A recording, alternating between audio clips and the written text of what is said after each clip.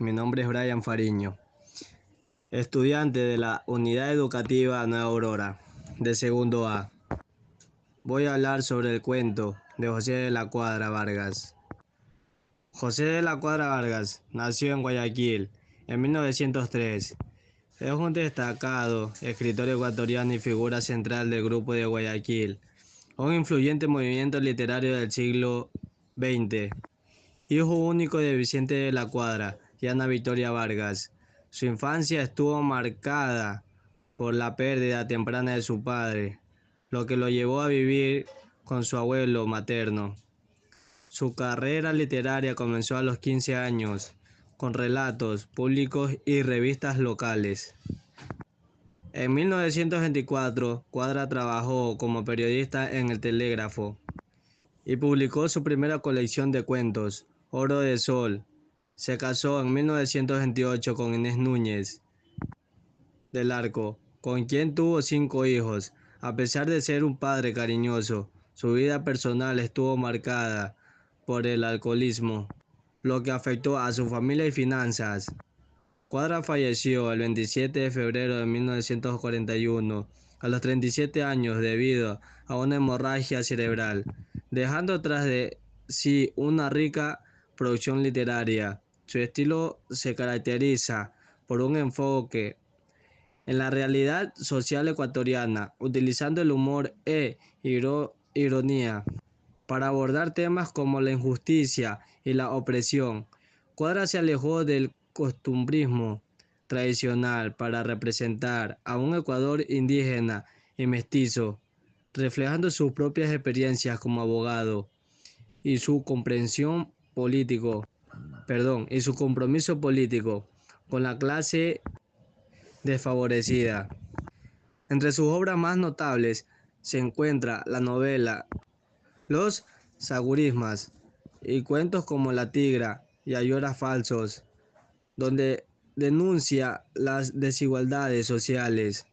Su legado se considera fundamental en el desarrollo del realismo mágico en la literatura latinoamericana. José de la Cuadra es recordado no solo por su talento literario, sino también por su profundo compromiso social y cultural con Ecuador. Gracias. Se despide el estudiante Brian Fariño, de la Unidad Educativa Nueva Aurora, de segundo A. Muchas gracias. Me presento, soy Ariana Menilleta de segundo A y les hablaré sobre el contexto histórico de esta obra. El Ecuador vivió una serie de eventos históricos que impactaron profundamente la vida social y política del país. La Revolución Liberal de 1895 hasta 1920, liderada por Eloy Alfaro, buscó modernizar el país y establecer un Estado laico. ¿Qué quiere decir esto? Que ninguna religión es o puede ser la del Estado, que, aunque logró avances en educación y derechos civiles, también enfrentó una fuerte oposición conservatoria. La ejecución de Alfaro en 1912 marcó un punto crítico en la historia del Ecuador. Como siguiente, la crisis económica de 1929, la Gran Depresión, afectó severamente la economía ecuatoriana. La crisis generalizada provocó un aumento del desempleo y una disminución del poder adquisitivo, que afectó gravemente a las clases bajas en Ecuador, en especial las clases conservadoras y campesinas que fueron las más perjudicadas. Movimientos indígenas que durante estos periodos comenzaron a organizarse para reclamar derechos sobre sus tierras y culturas. Como gran ejemplo, tenemos la Fundación Ecuatoriana de Indios, FEI, liderada por Dolores Cuanco, que fue crucial para visibilizar la situación de discriminación y violencia que sufrían. Además, las dictaduras y golpes de Estado en las décadas de 1930 y 40, Ecuador experimentó varios golpes de Estado que llevaron a gobiernos autoritarios. Esto resultó en la represión política y violaciones de los derechos humanos. Hubo una gran desigualdad social.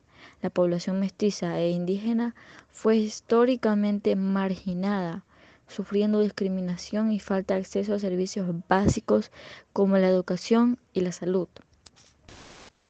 Los grupos vulnerables. En la Revolución Liberal fue un periodo en el cual emergieron movimientos sociales que buscaban reivindicar derechos agrarios y laborales. Sin embargo, a cualquier intento de organización era visto como una amenaza por el gobierno y los terratenientes. La represión se intensificó ante la posibilidad de que estos grupos unieran fuerzas para exigir cambios. Las condiciones de vida de la gran mayoría de estos grupos vivían en pobreza extrema. Los campesinos e indígenas dependían de la agricultura de subsistencia, pero muchas veces sus tierras eran insuficientes o estaban mal distribuidas. El sistema de concertaje y aparcería mantenía a los trabajadores en una situación de dependencia económica, donde las deudas contraídas con los terratenientes les impedían mejorar su situación. Los trabajadores eran sometidos a largas jornadas laborales con escasas remuneraciones. En muchos casos el trabajo era forzado y las condiciones eran deplorables, lo que generaba un ciclo de pobreza y explotación que se perpetuaba a lo largo del tiempo. Ayoras falsos. Ayoras falsos es un cuento escrito por el autor ecuatoriano José de la Cuadra. El tema principal gira en torno al mundo de los montubios, un grupo campesino característico de la región costeña de Ecuador. La historia refleja las costumbres y tradiciones de estos pueblos, pero también aborda el conflicto entre la autenticidad y la falsedad, representando a través de la figura de los ayoras, que eran monturas finas y lujosas.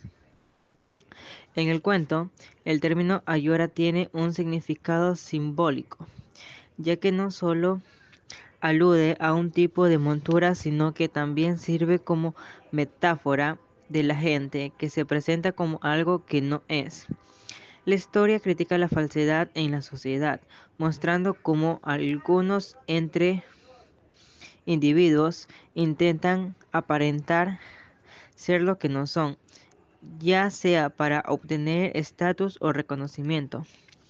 José de la Cuadra, al igual que muchas de sus obras, retrata la vida rural de Ecuador. Utiliza un lenguaje sencillo, pero lleno de simbolismo, que conecta al lector con el mundo campesino y los dilemas morales de sus personajes. Me presento, soy Iker Buenaño, soy del segundo A. Análisis de los personajes. La obra Ayora Falso, de José de la Cuadra, ofrece una crítica social a través de sus personajes que representan la injusticia y explotación en Ecuador. Balbuca, el protagonista indígena, simboliza la vulnerabilidad y la ignorancia impuesta por el sistema. Su firma con una cruz en lugar de su nombre. Refleja su falta de educación y su engaño por parte de Orejuela, quien le proporciona monedas falsas, resalta la explotación de los indígenas.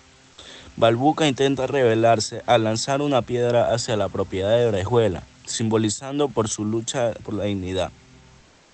Orejuela, el antagonista, encarna en el terrateniente corrupto que se beneficia del sufrimiento de los indígenas. Su manipulación y falta de ética se evidencian cuando engaña a Balbuca y muestra una despresión hacia el ser confrontado. Este personaje representa el poder corrupto que perpetúa un sistema injusto. El hijo de Balbuca, aunque es un personaje secundario, es crucial. Representa la esperanza y el futuro, mostrando cómo los niños son arrastrados a dinámicas opresivas. Su vulnerabilidad subraya las consecuencias del abuso sistemático. Finalmente, el abogado simboliza la traición del sistema legal, su indiferencia y depresión hacia Balbuca. Reflejan una falta de empatía y subrayan cómo las instituciones pueden ser cómplices de la explotación en conjunto de estos personajes. ilustran una crítica profunda a la injusticia social que enfrenta la población indígena en Ecuador. Soy de ahora el segundo A y yo les voy a hablar sobre la temática principal y secundaria de la obra de Ayoras Falsas de José de la Cuadra. Eh, Aborda diversas temáticas que reflejan la realidad social y la injusticia que enfrentan los indígenas en Ecuador. La temática principal. Como temática principal de Ayoras Falsas, la historia se centra en el personaje de Balbuca, un indígena que es una víctima de un engaño por parte de su patrón, Orejuela. Este regaño se manifiesta cuando Balbuca, al no saber leer ni escribir, firma un contrato con una cruz, lo que le convierte en un blanco fácil para la manipulación y el abuso. Elementos de la explotación. Balbuca representa a muchos indígenas que, debido a su falta de educación y recursos, son susceptibles a ser explotados. La firma con una cruz simboliza su desinformación y la complicidad del sistema que permite que personas como Orejuela se aprovechen de su situación. La relación entre Balbuca y Orejuela ilustra las profundas desigualdades sociales existentes en la sociedad ecuatoriana. Orejuela, como terrateniente, tiene el poder y los recursos para manipular a Balbuca, quien carece de voz y derechos.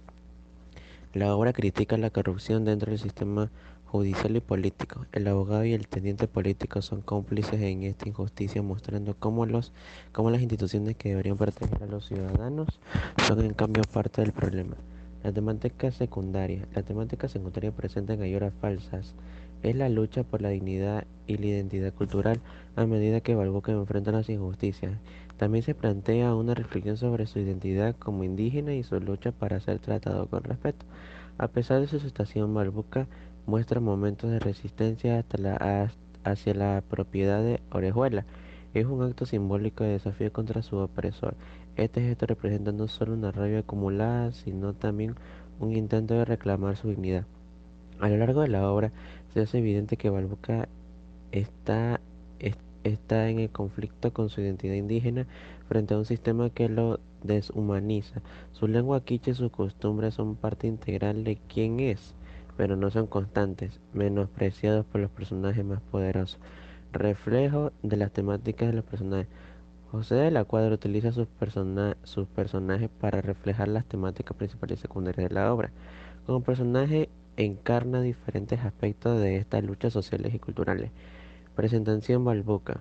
Balbuca es el protagonista cuya vida está marcada por la explotación. Su ingenuidad e ignorancia son explotadas por Olejuela, pero a medida que avanza la historia se convierte en un símbolo de resistencia. Al inicio Balbuca es presentado como un hombre sumiso y vulnerable. Sin embargo, tras el engaño sufrido, comienza a mostrar signos de frustración y rabia. Su evolución culmina en el acto simbólico de lanzar una piedra hacia Orejuela, lo que indica un despertar a su propia indignidad. Orejuela representa al opresor y el sistema corrupto. Su carácter manipulador y despreciativo hacia Balbuca resalta las desigualdades sociales. Como terrateniente, Orejuela encarga el abuso del poder económico sobre los más desfavorecidos. Su discurso retórico demuestra cómo justifica sus acciones deshonestas bajo una apariencia de respeto social. El abogado actúa como un representante del sistema judicial corrupto que perpetúa la explotación. Su actitud soberbia hacia Balbuca muestra cómo aquellos en posiciones de poder pueden deshumanizar a los demás. En lugar de ayudar a Balbuca, lo humilla aún más al rechazar las monedas falsas con desprecio. El hijo de Balbuca. El hijo simboliza el futuro y las esperanzas de cambio generacional. Su inclusión en el trato entre Balbuca y Orejuela subraya cómo los niños también están atrapados en estas dinámicas opresivas. La situación del hijo refleja cómo las injusticias afectan incluso a las generaciones más jóvenes. La carga que lleva sobre sus hombros es un recordatorio del ciclo perpetuo de explotación si no se realizan cambios significativos en la sociedad. El espacio y tiempo de la obra. La obra Hay horas falsas de José de la Cuadra presenta un espacio abierto que influye significativamente en la narrativa y en el desarrollo de los personajes. El espacio abierto en la obra se desarrolla en los páramos ecuatorianos y este es un espacio que se caracteriza por su naturaleza abierta y vasta. Este entorno no solo proporciona un contexto físico, sino que también simboliza la libertad y vulnerabilidad de los personajes. Los personajes, especialmente Balbuca, están en contacto directo con la naturaleza. Este espacio abierto refleja su conexión con la tierra y su vida rural, pero también su aislamiento y desamparo frente a las injusticias sociales. El espacio abierto resalta la vulnerabilidad de Balbuca, quien es un indígena ingenuo y explotado. Su entorno natural contrasta las estructuras de poder que lo oprimen, simbolizando la lucha entre el hombre y el sistema. El tiempo narrativo. Aunque los eventos de Ayoras Falsos ocurren en un contexto contemporáneo del siglo XX, el tiempo narrativo es difuso. La historia no se limita a un marco temporal específico, más bien presenta una atmósfera atemporal que permite que las injusticias retratadas sean relevantes en cualquier época. Se puede identificar el pasado a través de las referencias en las experiencias previas de Balbuca y su historia familiar. Su ignorancia sobre las leyes y contratos refleja una falta de educación histórica que ha afectado a generaciones. Me presento, Valesca Costa. Conclusión: Hay horas falsos. No solo es una historia sobre el engaño, sino que también es una profunda reflexión sobre las estructuras sociales injustas. Cada personaje aporta una capa al mensaje central sobre la explotación y la necesidad de justicia social en un contexto marcado por la desigualdad histórica. Esta obra invita al lector a cuestionar las dinámicas de poder y a reflexionar sobre la desigualdad humana frente a la opresión.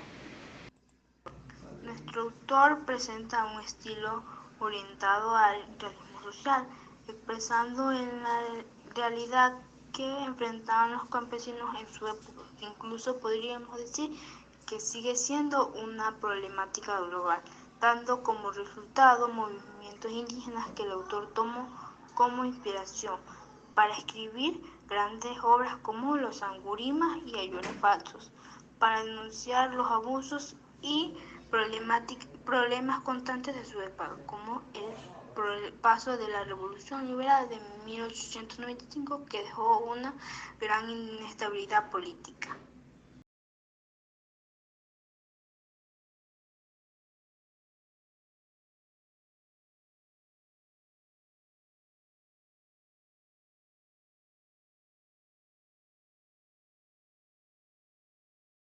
Balbuca se ajustó el amarre de los calzoncillos, terciándose el poncho colorado a grandes ratas plomas, y se quedó estático, con la mirada perdida, en el umbral de la sucia tienda del abogado. Desde su escritorio, dijo aún: Verás, no más, Balbuca, de que el juez parroquial Longo sin amoníaco nos ha dado la contra, pero ¿queréis la contra? Nosotros la apelamos, añadió todavía. No te olvidarás de las 3 ayoras. El indio Balbuca no le entendía ya, masculló una despedida, escupió para adelante como las runamayas y echó a andar por una callejuela que trepaba en cuesta empinada hasta la plaza del pueblo. Parecía reconcentrado y su rostro estaba ceñudo y cojo. Pero esto solo era un gesto. En realidad no pensaba en nada, absolutamente en nada. De vez en cuando se detenía cansado. Estorbaba con los dedos gordos de los pies el suelo. Se metía gruesamente aire a los pulmones y lo expedía luego con una suerte de silbido ronco, con un prolongado que lo dejaba exhausto hasta el babeo. Enseguida tornaba a la marcha con los pasos ligeros rítmicos. Al llegar a la plaza se sentó en un poyo de piedra. De la bolsa que pendía de su cuello, bajó el poncho y sacó un puñado de máchica y se lo metió a la boca atolondradamente. El sabor dulcecillo le llamó la sed. Acercándose a la fuente, que en el centro de la plaza ponía su nota viva y alegre, espantó a la récora de mulares en que en ella bebía. ¡Lado, lado! Gritó con la voz de los caminos, tomó el agua revuelta y negruzca en su mano ahuecada que le sirvió de vasija. Satisfecho, se volvió el pollo de piedra. Túvose ahí 3 horas largas, sin un movimiento que denotaba aburrimiento siquiera, con los ojos fijos en sus pies descalzos, sobre los cuales revoloteaban las moscas verdinegras, alas brillantes y rumorosas. Al fin pasó quien esperaba, el almito Orejuela. Almito Orejuela, adelantarás 3 sopes, descontará en trabajo el lo alumbra mi hijo Panchito Querés. El amito Orejuela, que era mayordomo de una hacienda vecina, se preciaba de saber tratar a los indios. A la postre convino, en que por cuenta le daría 3 sucres, pero que en cambio el Panchito prestaría sus servicios durante 3 semanas. Te conozco a tu hijo guagua, tierno, no más de 8 años, no más de 8 años tendrá. 9 criados, ¿qué ha de hacer solito? Perderá los borregos, para una ayuda, no más valdrá. Llegaron a un acuerdo. El Panchito vendía al día siguiente de la mañanita.